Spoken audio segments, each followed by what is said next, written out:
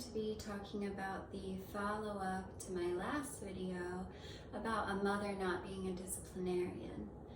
And the reciprocal teaching here is really that a father or a patriarch or a disciplinarian is not a punisher.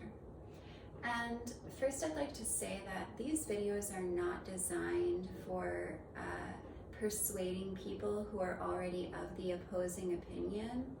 They really are more to help people rehabilitate their minds from false programming, and to help people discern who are undecided or questioning these topics. Now, I'd like to begin with talking about the creational myth in the Abrahamic religions of the Father God as the progenitor.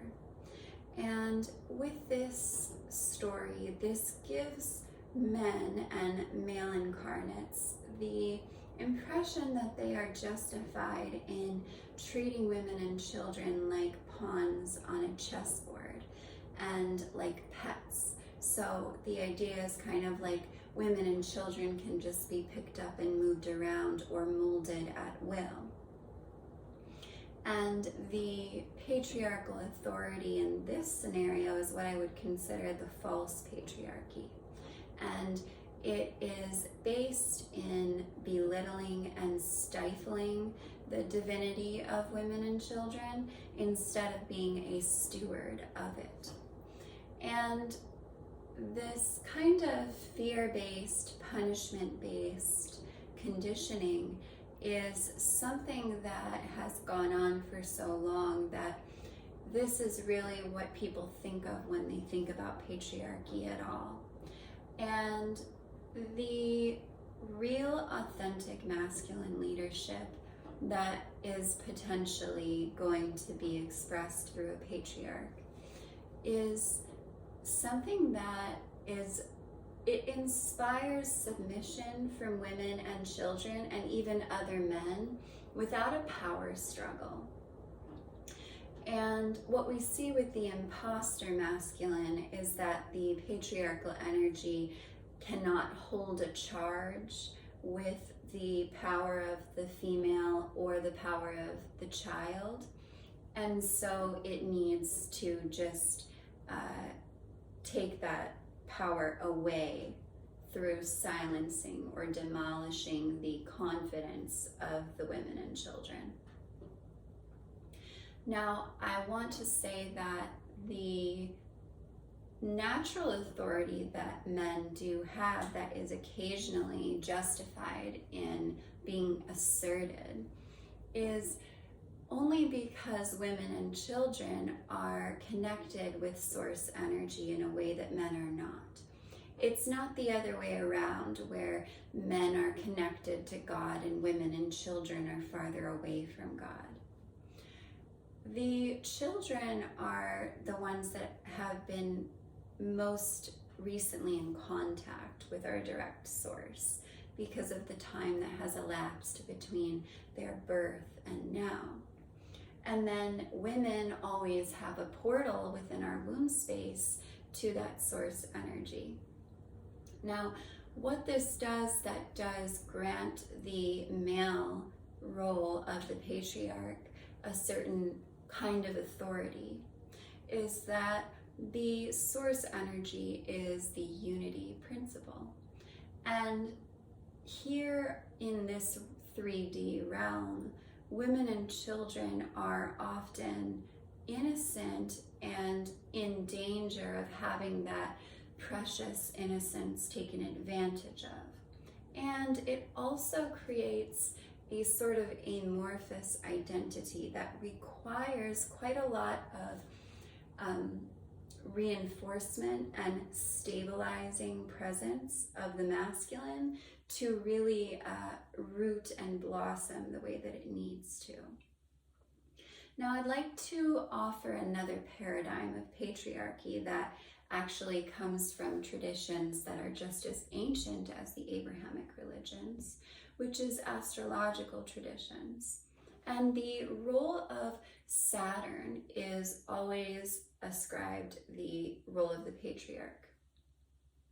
And the lessons that Saturn influences and activates in our life timeline have to do with reaping what you sow, cause and effect, and learning how to place restrictions on oneself to reach a desired outcome in the long term.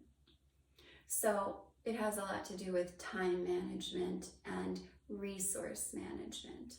And men have a special role to play here in the patriarchal role because of the way that the male energy field and the male brain chemistry is predisposed to viewing things in a discriminatory way. Whereas women and children, they come from the unity principle first, and so they're not always able to discriminate. And